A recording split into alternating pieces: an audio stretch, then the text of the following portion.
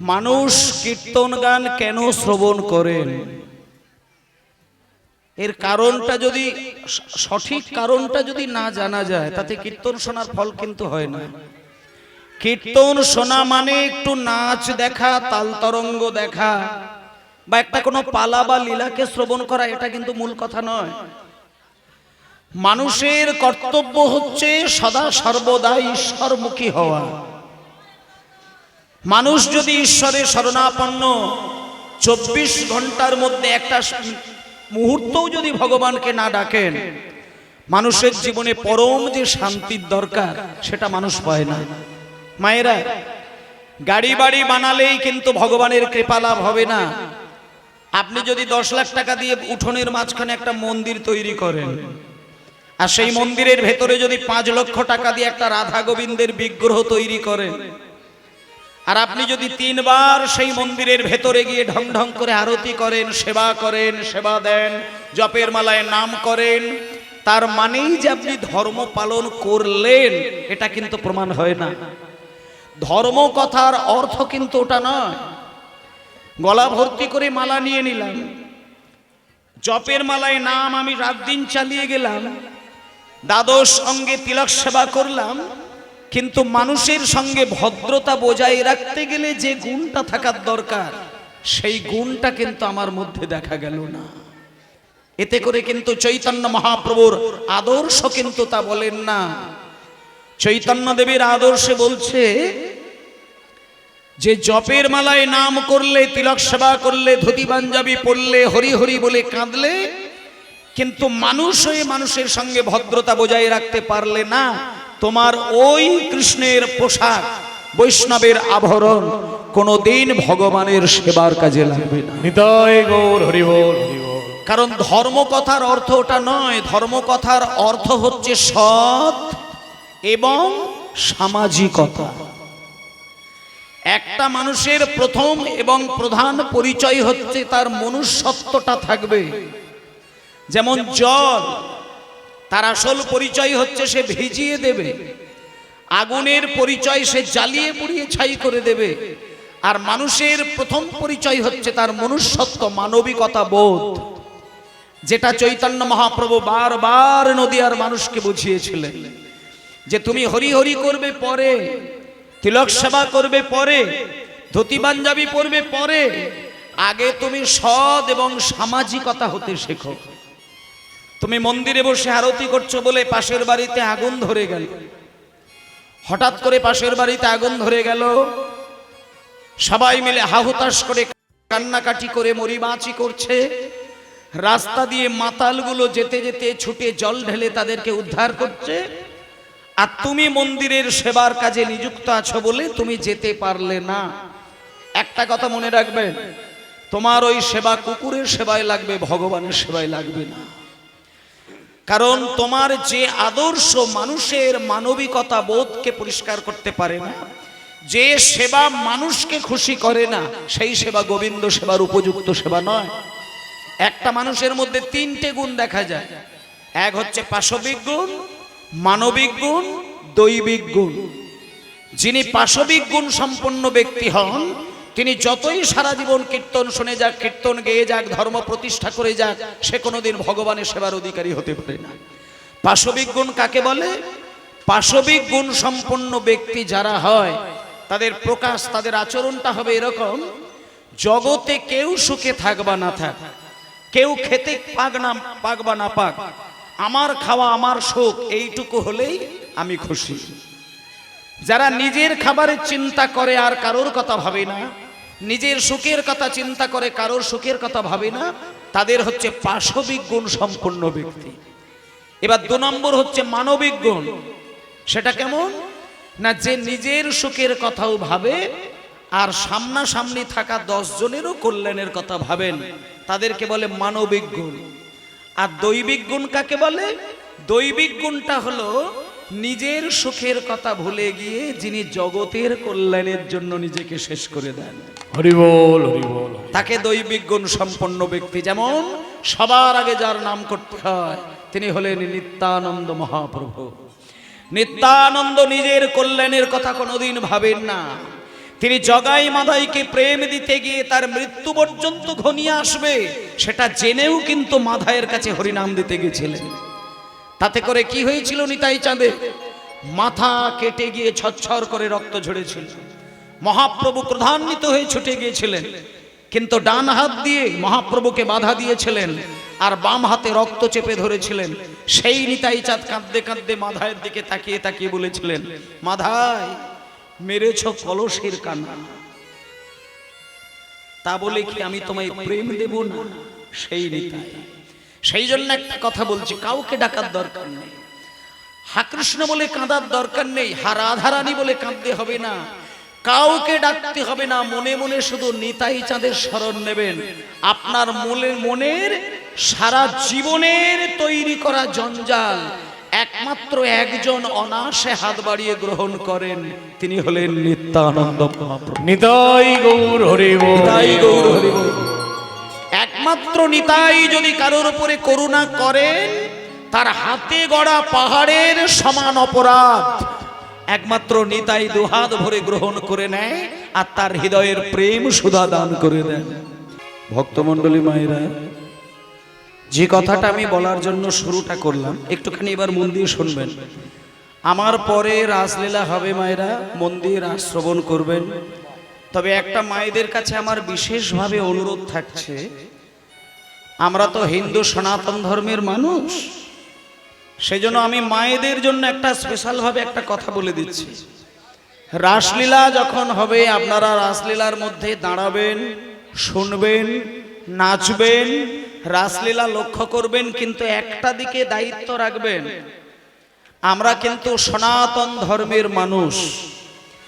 আর রাধার কৃষ্ণের যখন লীলা হবে, একটা কথা আমি বলি আপনাদের, রাধারানী আর শ্রীকৃষ্ণ বৃন্দাবনে যখন রাসের মঞ্চ সাজিয়ে সেইখানে রাধা, ললিতা, বিশাখা, চিত্রা, চম্পকলতা, ইন্দুরেখা, সুদেবী ইত্যাদি যে সমস্ত গোপীগণ কৃষ্ণকে জড়িয়ে লীলা করেছিলেন, মায়েরা আপনার বাড়ির 6 বছরের মেয়েটা কি 5 বছরের মেয়েটা, আর পাশের বাড়ির কোনো বাবার যদি 5-6 বছরের ছেলেটা, দুজনে যদি লুকোচুরি খেলে, ওমা আস্তে আস্তে খোকা আস্তে, 6 বছরের মেয়ে 6 বছরের ছেলে, এরা যদি লুকোচুরি খেলে, কোনো মা বাবা কি ওদের উপরে সন্দেহ তৈরি করেন? এটা আগে বলবেন। কোনো 6 বছরের ছেলে মেয়ে যদি লুকোচুরি খেলে, কোনো মা বাবা কি তাদের উপরে কোনো রকম সন্দেহ করবে? কি করবে না। কিন্তু 18 বছরের ছেলে মেয়ে যদি লুকোচুরি খেলে, কি করবেন? কেউ সহ্য করবে না। তাহলে এইখান থেকে একটু একটা কথা বলে দিই, ভগবান কৃষ্ণ বৃন্দাবনে কুঞ্জ সাজিয়ে সেইখানে রাধারানীকে নিয়ে যখন রাসমঞ্চে রাসনৃত্য করেছিলেন, আপনারা কি জানেন কৃষ্ণ তখন কোনো যুবক ছেলে নয়, আর রাধারানী কোনো যুবতী মেয়ে নয়, বালক বালিকা, শিশু গোপাল রাসমঞ্চ সাজিয়েছিল, সেইখানে রাসের নাচ গান হয়েছিল। আর একটা কথা বলে দিই, রাসলীলা মানে সেখানে যে নাচ নাচার কথা, সে নাচে অভক্ত ভক্ত হয়ে যায়, অমানুষ মানুষ হয়ে যায়। আর এখন বর্তমানে মঞ্চে দাঁড়িয়ে যে রাসলীলা হচ্ছে, সেখানে ভক্ত অভক্ত হয়ে যায়, মানুষ অমানুষ হয়ে যায়। এটা কীর্তনের ড্যান্স নয়।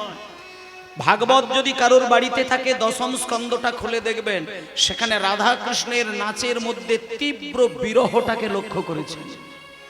মানে রাধা কৃষ্ণের রাসের নাচ যদি একটা মানুষ আবেগ দিয়ে দেখে বা শোনে, বুক চাপড়ে কাঁদবে, জ্ঞান হারাবে। আর সেখানে কি নাচ হয়? অষ্ট সখীকে নিয়ে ধেই ধেই ধেই ধেই ধেই ধেই করে নাচছেন। তাই দেখে আমরা বড় হাত তৈরি করে হাসাহাসি করছি, কোমর দুলিয়ে ড্যান্স দিচ্ছি। অকৃতজ্ঞ হিন্দু সনাতন ধর্ম। তাহলে এই যে হিন্দু সনাতন ধর্ম, যারা নাচের মহিমা বোঝেন না, যারা কীর্তনের আসল রসের রসিকতাটা করতে জানেন না, তারা কীর্তন শুনে মনের পাপকে কোনোদিন দূর করতে পারবে না। তাই ভক্তমণ্ডলী মায়েদেরকে একটা আমি কথা অনুরোধ করব, আপনারা অবশ্যই রাসলীলা শুনবেন, রাসে এতদিন নেচে এসেছেন, নাচবেন।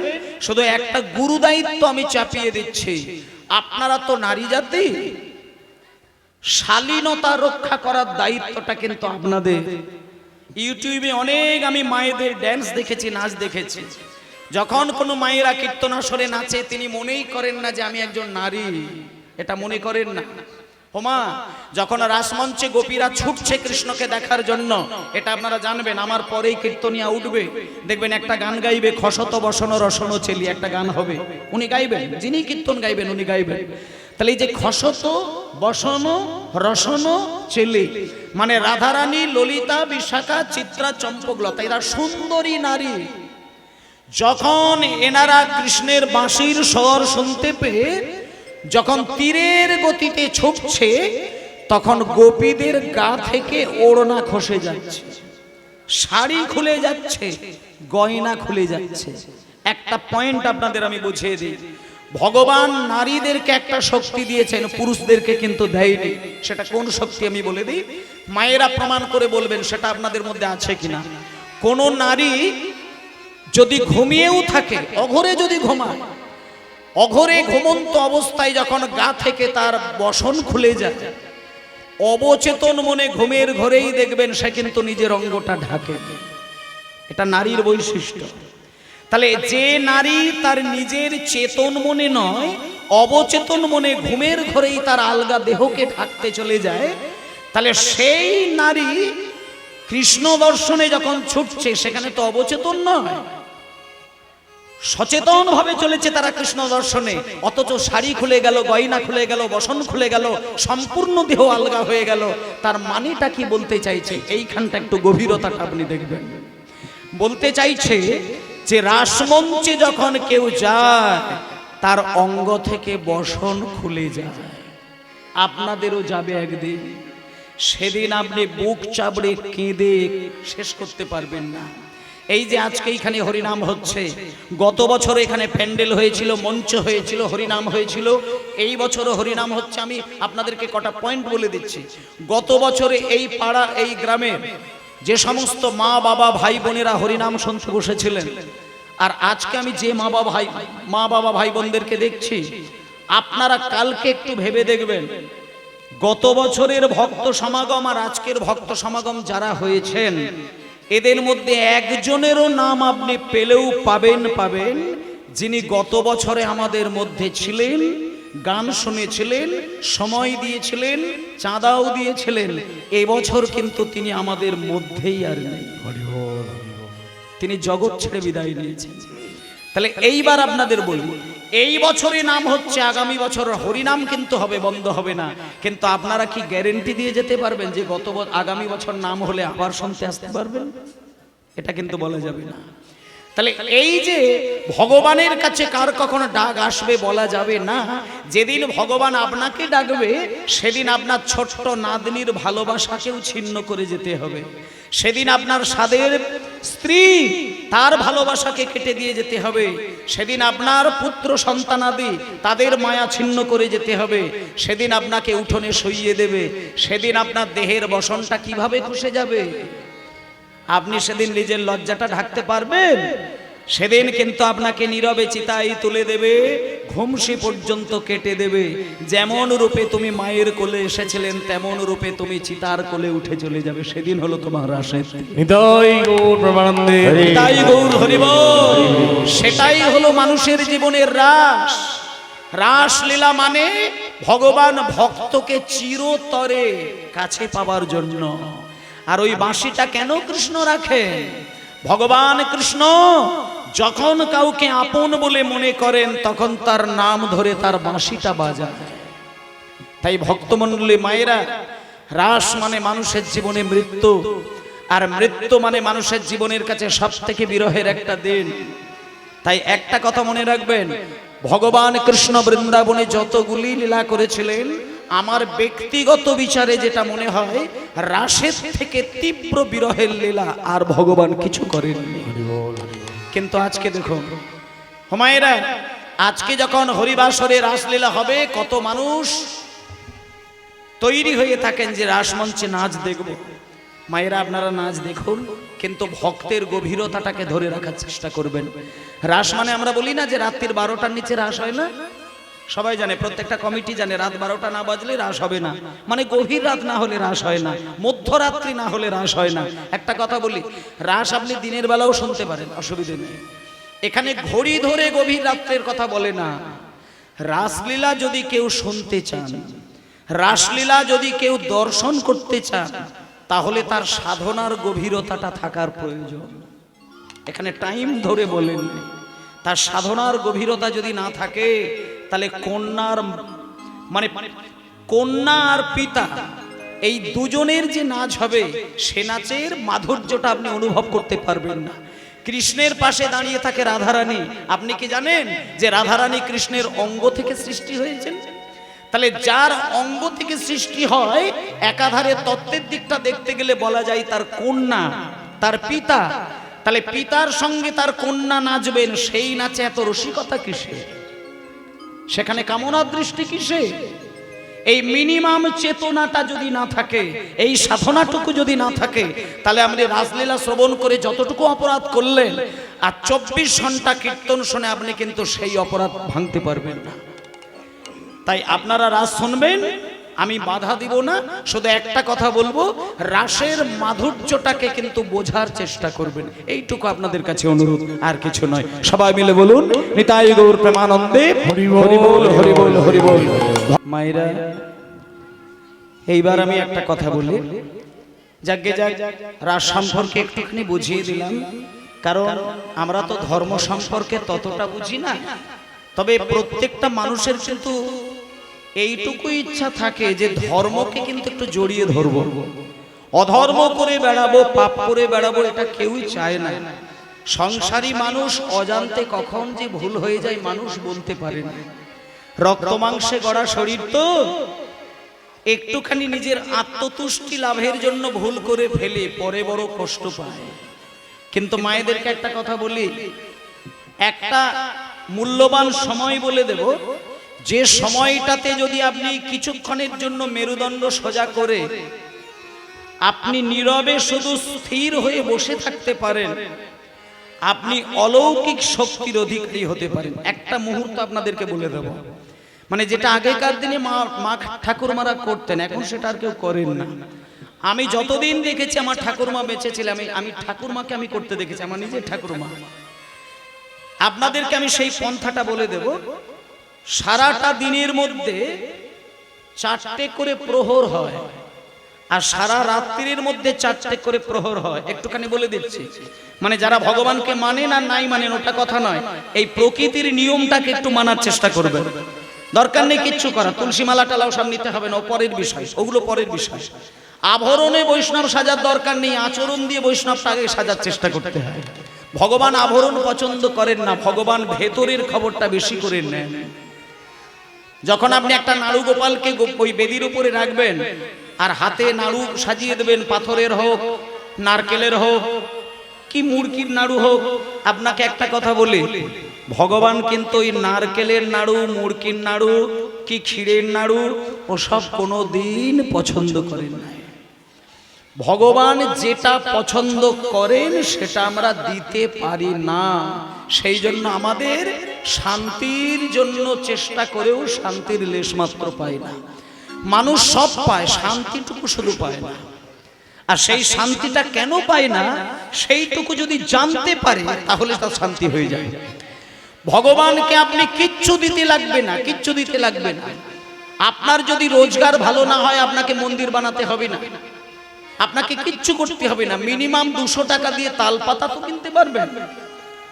তাল পাতা কয়েকটা কিনবেন, কয়টি খড় কিনবেন, 4টে খুঁটি তৈরি করে তাল পাতা দিয়ে ঘেরে একটা ক্যালেন্ডার ঝুলিয়ে রাখবেন। সেই ক্যালেন্ডারের সামনে বসে বসে ভগবান যেটা চাই আপনি সেটা যদি করেন, আপনার সঙ্গে ভগবানের বন্ধুত্ব তৈরি হয়ে যায়। যেমন বৃন্দাবনের গোপীরা ভগবান কৃষ্ণকে হাড়ের লকেট করে ঝুলিয়ে রাখতেন, কৃষ্ণ ছেড়ে যেতে পারত না। বৃন্দাবনের গোপীরা চুলের বিনুনির সঙ্গে ফুলের মধ্যে, খোপার মধ্যে কৃষ্ণকে রাখতেন, কৃষ্ণ যেতে পারত না। আর রাধারানী তো কৃষ্ণের চরণে মন বেড়ি বেঁধে রেখে দিয়েছিলেন বৃন্দাবনে, কোথাও যেতে পারে না। আপনারাও পারেন ভগবানকে বেঁধে রাখতে, তার কৌশলটা জানতে হবে। ভগবান নিজে মুখে বলে দিয়েছেন আপনাদেরকে। সেটা কি? ভগবান বলেছেন, আমাকে তোমরা ভালোবেসে কিচ্ছু দিতে লাগবে না, একটা ফল কিনতে পারবে তো? একটা শুধু ফল কিনবে, সেটাকে ধুয়ে টুকরো টুকরো করে কুচিয়ে প্লেটে সাজিয়ে আমার চরণের কাছে রাখবে। আমি কথা দিলাম, তোমার ডাকার মধ্যে যদি পূর্ণ নিষ্ঠা থাকে, ভক্তি থাকে, শ্রদ্ধা থাকে, আমি কথা দিলাম, আমি তোমার ডাকে মন্দিরে গিয়ে তোমার ওই কোচানো ফল তুলে তুলে চিবিয়ে চিবিয়ে খাবো। আবার পরক্ষণে বললেন, ফল যদি তুমি কিনতে না পারো, এই বাবা বেলুন ভাই, এই বেলুন ভাই, ভগবান কৃষ্ণ বললেন, তোমরা সংসার দেখবেন, এখানে প্রত্যেকে সংসারী মানুষ, আমিও কিন্তু সংসারী, আমি কিন্তু সন্ন্যাসী নই। সন্ন্যাসী মানুষ হলে তার সব থেকে বড় প্রমাণ হবে পিছন দিকে একটা শিখা থাকবে। এখন অনেকেই সংসারীরা পিছন দিকে শিখা করেছে বটে, বাবাজি হয়েছে, কিন্তু ওটা বাবাজি নয়, ওগুলোকে বলে পেটের দায়ে বাবাজি, ঠেলার নাম বাবাজি, ঠেলার নাম বাবাজি, শোনো শোনো গোসাই, ওগুলো ওই বাবাজি। কিন্তু পূর্ণ সাত্ত্বিক আচরণের দ্বারা যে বাবাজি হয়, প্রেমের তাড়নায় যে বাবাজি হবে, সে সংসারে একটা সেকেন্ড থাকতে পারবে না। চৈতন্যদেবকে 10 সেকেন্ডের জন্য মা বুকে জড়িয়ে রেখেছিলেন। মহাপ্রভু মায়ের কোল থেকে আছাড় খেয়ে লাফিয়ে বলল, মা আমি, আমার যন্ত্রণা হচ্ছে, আমি থাকতে পারবো না। তখন সচিমা বলেছিল, নিমাই তোকে আমি সন্ন্যাসে পাঠিয়ে দিই, আমি আছাড় খেয়ে মরবো, আমি যেতে পারবো, আমি থাকতে পারবো না, তুই আমার কাছে থেকে যা। তখন কিন্তু পাশেই দাঁড়িয়েছিল ভক্তগণ। আস্তে এই কথাগুলো শুনবেন। ভক্তগণ বললেন, মা আপনি ভুল করছেন, যে সন্ন্যাসী হয়ে যায় তার মায়ের কোলের আদর খাওয়া সারা জীবনে নিষিদ্ধ, তার আদর খেতে নেই, তার মা বাবার সামনে থাকতে নেই, সে স্ত্রীর মুখ দর্শন করতে নেই, তার জন্মবাস্তু দর্শন করতে নেই, জন্মবাস্তুতে পা দিতে নেই, তার থাকা যাবে না। যদি আপনি সন্ন্যাসীর পরেও সন্তানকে বাড়িতে রেখে দেন, তাহলে আপনার সন্তানের অমঙ্গল হবে।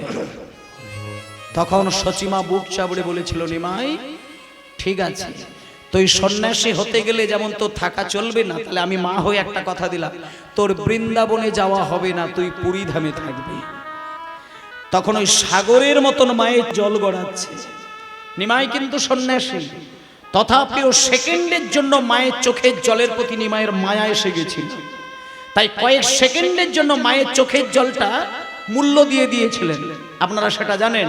মায়ের চোখের জলটা মুছিয়ে দিয়ে বলেছিল, মা আমি কথা দিলাম, আমার ইচ্ছে ছিল আমি বৃন্দাবনে যাব, কিন্তু তোমার চোখের জল মোছাতে গিয়ে আমি বৃন্দাবনে যাব না, আমি সারা জীবন পুরীধামে কাটিয়ে দেব। হরি বল, হরি বল। তাই আপনারা জানেন নিমাই কিন্তু পুরীধামে কাটিয়েছেন, বৃন্দাবনে যায়নি। তাই জন্য একটা কথা বলি, সংসারী মানুষের অনেক বিধি আছে, শুনতে হয়। আপনারা সংসারী মানুষ, সঠিকভাবে যদি বৈষ্ণব সেবা না করতে পারেন, সঠিকভাবে যদি গোবিন্দের সেবায় নিজেকে নিযুক্ত রাখতে না পারেন, আপনি কীর্তন শুনে হয়তো কিছুটা আনন্দ পাবেন, এটা ঠিক কথা, কিন্তু পরমানন্দকে কিন্তু হৃদয়ে আপনি ধরে রাখতে পারবেন না। হরি বল, হরি বল। পরমানন্দ হচ্ছে একান্ত ঈশ্বরের গোপন প্রেম, যেটা ঈশ্বর দিতে চায় না, জোর করে ছিনিয়ে নিতে হয়। ভগবান নিজে বলেছেন, বলবো কথাটা, ভগবান বলেছেন চরিতামৃতে বলেছেন, কৃষ্ণ যদি ফিরে কাউরে ভক্তি মুক্তি দিয়া, প্রেম কভু নাহি দেন রাখেন লুকাইয়া। উনি প্রেম দেন নাই। তুমি যদি বলো আমি 5 তলা বাড়ি চাইবো, ভগবান তোমাকে 5 তলা বাড়ি দিতে পারে। তুমি যদি চোখের জলে কাঁদতে কাঁদতে বলো যে আমার মেয়ের বিয়েটা যেন ভালো ঘরে হয়ে যায়, ভগবান যদি দয়া করে মেয়ের বিয়েটা ভালো ঘরে দিতে পারে। কিন্তু ভগবান যে ভক্তের কাছ থেকে দূরে সরে যায়, সেটা কোন ভক্ত? যদি কোনো ভক্ত বলে ঠাকুর আমি কিচ্ছু চাই না, আমি কিচ্ছু চাই না, শুধু তোমার ওই রাঙা যুগল চরণ আমি সারা জীবন হৃদয়ে রাখতে চাই, ভগবান চট করেই তার কাছ থেকে লুকিয়ে থাকেন। তাই ভক্তমণ্ডলী মায়েরা একটা কথা বলি, সংসারী মানুষের জীবন নানা দশের দিশের দিকে কাটায়। সংসারী মানুষের 30টা দিন 30 রকম ভাবে কাটে।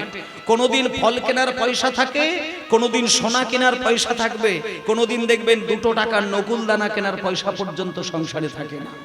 সেদিন কি ভগবান সেবা পাবে না? আপনার মাথায় আছে সে কথা? আমার ঘরে পয়সা থাকবে কি না থাকবে আমি জানি না, কিন্তু ভগবান জানেন। ভগবান বলেছেন, যদি কোনোদিন দেখো যে সংসারে 1 টাকাও তোমার নেই, কিচ্ছু করতে হবে না, কিচ্ছু ভাবতে হবে না। তুমি বাগানে যাবে, ফুলের গাছের সামনে দাঁড়িয়ে দুটো ফুলকে তুলবে আর আমার চরণে ফুল দুটো বসাবে আর শুধু কেঁদে কেঁদে বলবে, ঠাকুর আজ আমি তোমাকে কিচ্ছু দিতে পারছি না, শুধু দুটো ফুল আমি চরণে দিলাম। ঠাকুর আমি কথা দিলাম, তোমার ভক্তি মেশানো ফুল যদি আমার চরণে পড়ে, আমি কথা দিলাম হামাগুড়ি দিতে দিতে গিয়ে সেই ফুল আমি চিবিয়ে চিবিয়ে খাবো। একে বলে ভগবান। আরো দুটো লাইন বাকি আছে। ভগবান তারপরে বলেছে, যদি গাছে কোনোদিন ফুল ফুটতে না দেখো, সেদিন তুমি কি করবে? ফুলের জন্য কি চারিদিকে ছুটবে? ভগবান বলেছে, ফুল যদি না খুঁজে পাও, দুটো পাতা খসিয়ে নিয়ে আমার চরণে দেবে আর বলবে, ঠাকুর আমি কিচ্ছু পেলাম না, শুধু দুটো পাতা তোমার চরণে দিলাম। এইটুকু বলে যদি দু ফোঁটা জল ওই তুলসী পাতায় মিশিয়ে দিতে পারে, আমি কথা দিলাম সেই পাতাও আমি চিবিয়ে চিবিয়ে খাই। আর শেষের কথাটা ভগবান বললেন, পাতাও যদি না দিতে পারো, শুধু যদি চোখের জলের বিনিময়ে আমাকে ডাকো, আমি কথা দিলাম সারাটা জীবন আমি তার কাছে নিজেকে বিক্রি করে দেব। ভগবানকে যদি তুমি কিনে রাখতে পারো, ভগবানকে যদি সারাটা জীবন তুমি মণিকোঠায় বেঁধে রাখতে চাও, বাইরের কিছু জিনিস দিয়ে তুমি ভগবানকে চাইতে পারবে না। চোখ থেকে বিন্দু বিন্দু নয়নের ধারা দিলে ভগবান তোমার কাছে বিক্রি হয়ে যায়। হরি বল, তাই গৌর আনন্দে হরি হরি বল। তাই ভক্তমণ্ডলী মায়েরা, আমি আপনাদেরকে একটা কথা বলে দিচ্ছি আস্তে। 4টে প্রহরে হয় একটা দিন, আর 4টে প্রহরে হয় একটা রাত, এই নিয়ে হয় 24টি ঘন্টা। আমি আপনাদের একটা সুন্দর মুহূর্তের কথা বলে দিচ্ছি, যেটা অনেকেই জানেন না। 15টি মুহূর্ত মিলে হচ্ছে একটা দিন, 30টি মুহূর্ত মিলে হয় 24 ঘন্টা। আমরা অনেক সময় বলি না যে এক মুহূর্ত আমি থাকতে পারি না। আপনাকে যদি আমি যে এক মুহূর্ত সমান কতক্ষণ, আপনি বলতে পারবেন না, কিন্তু 1 ঘন্টা কতক্ষণ বলে দেবেন 60 মিনিট। একদিন কতক্ষণ? 24 ঘন্টা। কিন্তু একটা মুহূর্ত কতক্ষণ, এটা অনেকেই জানেন না। বলে দিচ্ছি আপনাদের, 15টি মুহূর্ত, মোট 30টি মুহূর্ত মিলে হয় 24টা ঘন্টা। আর এক একটি মুহূর্ত সমান 48 মিনিট। 48 মিনিটে হয় এক মুহূর্ত। এবার আপনাদের বলে দেই, আমাদের মানুষের কাছে 24টি ঘন্টার মধ্যে সবথেকে মূল্যবান মুহূর্ত কোনটা বলে দিই? রাত্রির 14তম মুহূর্ত যেটা হয়, সেটা মানুষের কাছে সবথেকে বেশি গুরুত্বপূর্ণ মুহূর্ত। এবং তার টাইম টেবিলটা আপনাদের বলে দিচ্ছি, সেই টাইমটা আপনারা কিন্তু ঘুমাবেন না।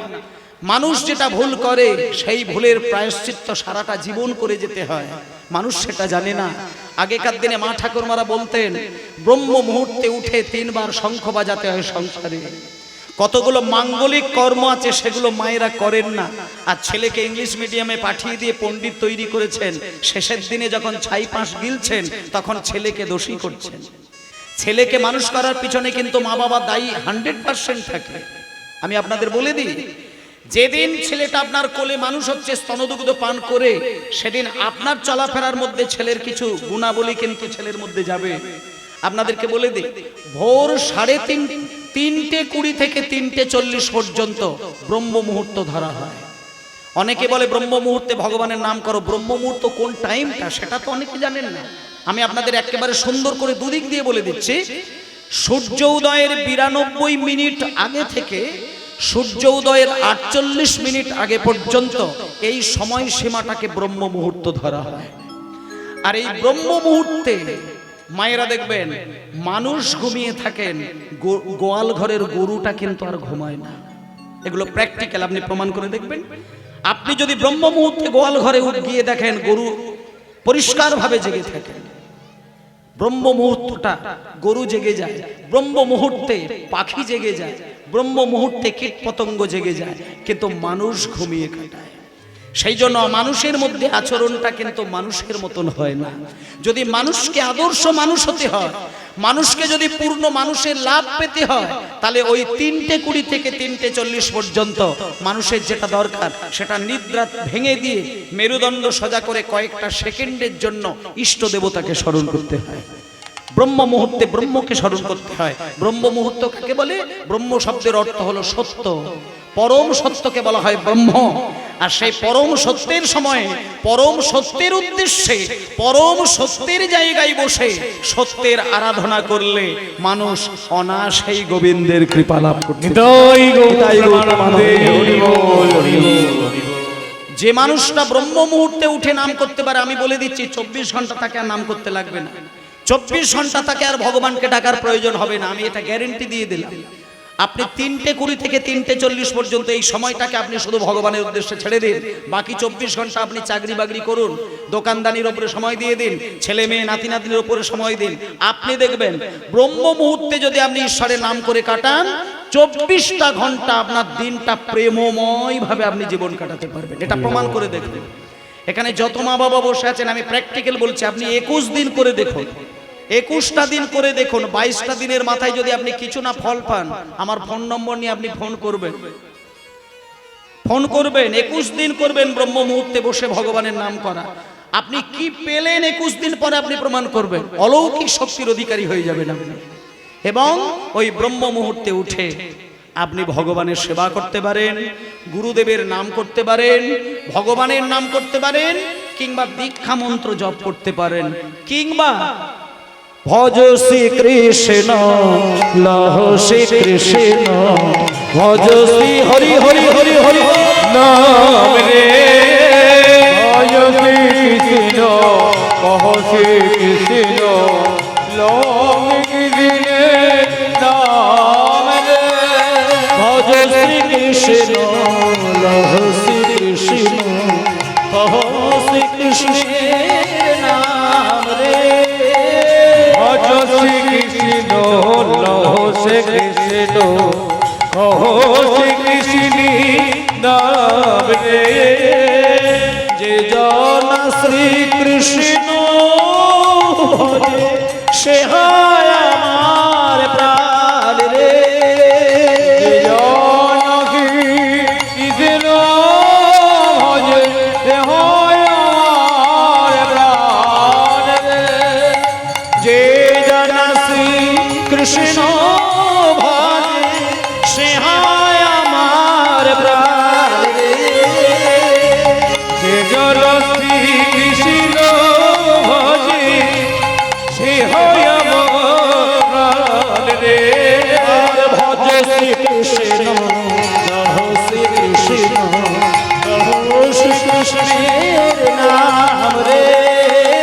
ভজ শ্রী কৃষ্ণ হরি হরি হরি হরি কৃষ্ণ লহ শ্রী কৃষ্ণের নাম রে। ভজ শ্রী কৃষ্ণ লহ শ্রী কৃষ্ণ কহ শ্রী কৃষ্ণ নাম রে। শ্রী গুরু নিতাই গৌর প্রেমানন্দে হরি বল হরি বল হরি বল।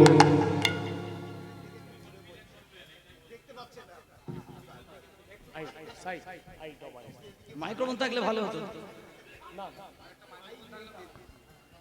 আচ্ছা হরি বল, ঠিক আছে। ভজ শ্রী কৃষ্ণ লহ শ্রী কৃষ্ণ আর শ্রী কৃষ্ণ নাম রে। আর যে জনা গৌরাঙ্গ ভজে সে হয় আমার প্রাণ রে। যে জনাগি কৃষ্ণ ভজে সে হয় আমার প্রাণ রে। যে জনা শ্রী কৃষ্ণ ভজে সে হয় আমার প্রাণ রে। যে জন শ্রী কৃষ্ণ ভজে সে হয় আমার প্রাণ রে। এই যে জনাগি কৃষ্ণ ভজে সে হয় আমার প্রাণ রে। আচ্ছা, হাতে তালি দিয়ে নাম করো, হাতে তালি দিয়ে নাম করো, হাতে তালি দিয়ে নাম করো। দেখুন ভগবানের কর্ম করতে গেলে আমাদের এই দেহটার কিন্তু কিছু আদব কায়দা রয়েছে। তালি তো এমনি ঠুকলেই শব্দ বেরিয়ে যায়, কিন্তু প্রত্যেকটি শব্দ কিন্তু ভগবানের উদ্দেশ্যে ধ্বনি নয়। আপনি যদি আঙুলগুলোকে ছড়িয়ে ছড়িয়ে শব্দ বার করেন ওটা কিন্তু গোবিন্দ সেবার জন্য হবে না।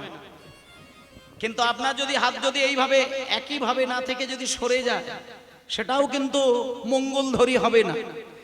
নিয়ম আছে, আপনি যখন স্রষ্টার উদ্দেশ্যে কোনো ধ্বনি তৈরি করবেন, তা হতে পারে মুখে, হতে পারে অঙ্গ থেকে কোনো তালি দিয়ে, তখন সেখানে একটা নিয়ম আছে মায়েরা, আপনি এইভাবে তালি দেবেন না, এইভাবে তালি দেবেন না।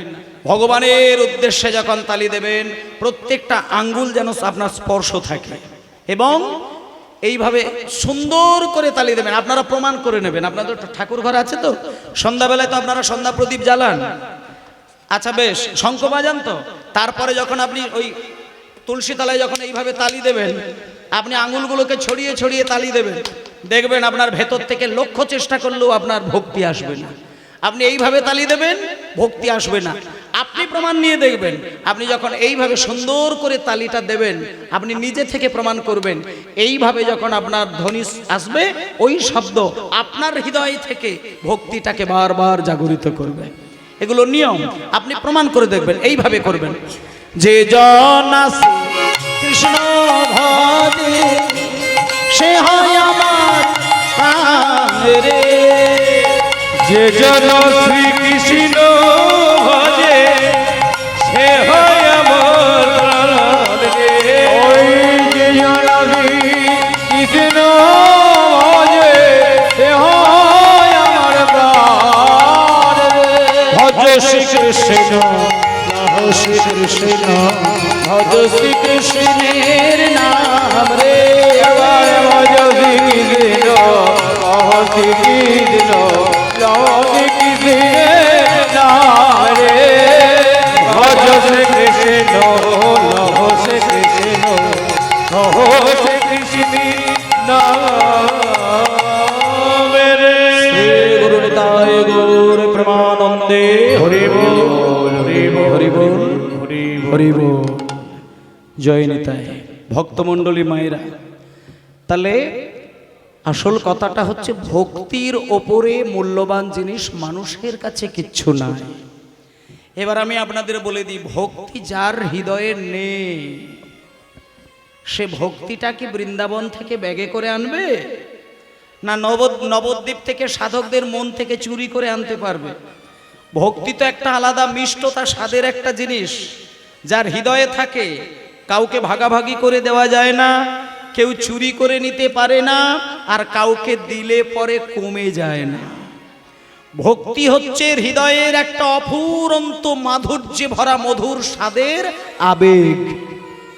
হমায়েরা, ভক্তির সংজ্ঞাটা কি? আপনার হৃদয়ে থাকা অফুরন্ত একটা মিষ্টতা স্বাদ, যা আপনার আবেগটাকে সমিষ্ট রাখতে সহযোগিতা করে। এছাড়া কিন্তু ভক্তি আর অন্য কিছু নয়। তাহলে আপনার আবেগটাকে সমিষ্ট করতে গেলে ভেতরের সমিষ্ট আচরণ, সমিষ্ট চিন্তা থাকতে হবে। আপনার ভেতরের চিন্তাটা যদি মিষ্টি না হয়, আপনার আবেগ কোনোদিন মিষ্টি হতে পারে না। আস্তে আস্তে আস্তে একদম সুন্দর করে কথাগুলো শুনবেন। একটা কথা আমি আপনাদের বলি, চোখের জল ঝরাতে যদি না শেখেন, আপনাকে মায়া কান্না কাঁদতে হবে সারাটা জীবন। যে ব্যক্তি এক ফোঁটা নয়ন জলে কৃষ্ণের জন্য কাঁদে, 100 ফোঁটা নয়ন জলে কৃষ্ণ তার জন্য কাঁদেন। এটা মাথায় রাখবেন। আপনি নাতির চিন্তা করে কাঁদবেন, কিচ্ছু হবে না। আপনার ছেলে আপনাকে খেতে দিল না, বুক চাপড়ে কেঁদে কেঁদে পাড়ার লোককে জানাচ্ছেন, শোনেন, ছেলের জন্য কাঁদতে হবে না, আপনি কৃষ্ণের জন্য কাঁদুন না, আপনাকে কারোর জন্য কাঁদতে হবে না। যে ব্যক্তি প্রেমের ধারায় কাঁদে, আমি গ্যারেন্টি দিয়ে দিলাম, তার সারা জীবনেও কোনোদিন মায়া কান্না কাঁদতে লাগে না। হরি বল, হরি বল। আমি অনেক মানুষকে দেখেছি ঠাকুর ঘরে গিয়ে দরজা বন্ধ করে দিয়ে পাগলের মতন কাঁদেন। এখানে অনেক মা বাবাকেও দেখে অন্তত মনে করি আপনারা কাঁদেন। কিন্তু একটা কথা আপনাদের স্মরণ করিয়ে দিই, ভগবানের নাম করতে করতে যদি হঠাৎ আপনি কেঁদে ফেলেন, ঈশ্বরের নাম নিতে গিয়ে যদি কেঁদে ফেলেন, বা ঠাকুর ঘরে গিয়ে একা একা হাজার কথা বলতে গিয়ে যদি আপনি কেঁদে ফেলেন, আপনি প্রমাণ নিয়ে নেবেন, আপনি কোনোদিন যদি মন্দিরে ঠাকুরকে ডাকতে গিয়ে বা সেবা দিতে গিয়ে বা ডালা সাজাতে গিয়ে আপনার চোখে যদি ছলছল করে 2 ফোঁটা জল গড়িয়ে যায়, যদি সেই জলটা তাৎক্ষণিকভাবে কোনো গরম জল হয় বা নোনতা স্বাদের জল হয়, আপনি কিন্তু পরিষ্কার হয়ে যাবেন, ওটা কিন্তু আপনার ভগবানের প্রতি ভালোবাসার কান্না কিন্তু নয়। আমি আপনাদের বলে দেবো কিসের কান্না জানেন? আপনি যদি কোনোদিন মন্দিরে গিয়ে কাঁদতে গিয়ে দেখেন যে আপনার চোখের জলটা গরম বা নোনতা স্বাদের, তাহলে আমি এইটুকু বলে দিলাম, হয় সংসারে কোনো স্ত্রীজনিত কারণে কাঁদছে, বা স্বামীর ভালোবাসা থেকে বঞ্চিত, বা কেউ স্ত্রী হারিয়েছে, কেউ স্বামী হারিয়েছে, কেউ জমি জায়গা হারিয়েছে, কেউ সন্তান হারিয়েছে, কেউ বিষয় সম্পত্তি হারিয়েছে, কেউ সোনাদানা হারিয়েছে। কোনো না কোনো বিরহ যদি মানুষকে ব্যথা দেয়, সেই ব্যথাটা ঠাকুর ঘরে গেলেই তার মনে পড়ে যায়। এটাকে বলে মায়া কান্না। কিন্তু একটা কথা বলি, মায়া কান্না কেঁদে আপনি গোবিন্দকে সেবা দিলে আপনাকে গোবিন্দ কিন্তু হাজারবার কাঁদাবে, এটা মাথায় রাখবেন। ওই যে বলে না যে ভগবানের কাছে আমি যতই কাঁদি ভগবান আমাকে ততই কাঁদায়। কিন্তু একটা কথা তুমি ভেবে দেখোনি, ভগবানকে তুমি যতবার কেঁদে কেঁদে ডেকেছো, ওটা কিন্তু ঈশ্বরকে ভালোবাসার কান্না কাঁদোনি, ওটা তুমি তোমার সংসারের কোনো বিরহটাকে তার কাছে প্রকাশ করেছো। কিন্তু ভগবান যে মায়া কান্না পছন্দ করে না মা, ভগবান চায় শুধু প্রেমের কান্না। ভগবান শুধু চায় নিঃস্বার্থে যেন ভগবান আমার কথা ভাবেন। ভগবান এইটুকু শুধু চায়। ভক্তমণ্ডলী মায়েরা, চলুন সেই রকমই একজন ভক্ত, যিনি চোখের জলে গোবিন্দকে সেবা দিয়েছিলেন, ভগবান তাকে দেখা দিয়েছিলেন। তিনি কে? গৌরাঙ্গ মধুর লীলা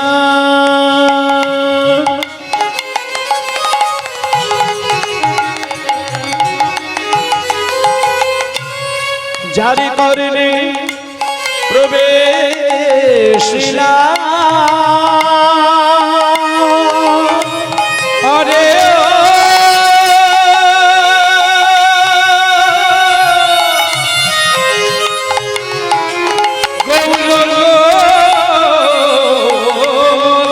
লীলা জারি করেনি প্রবেশিলা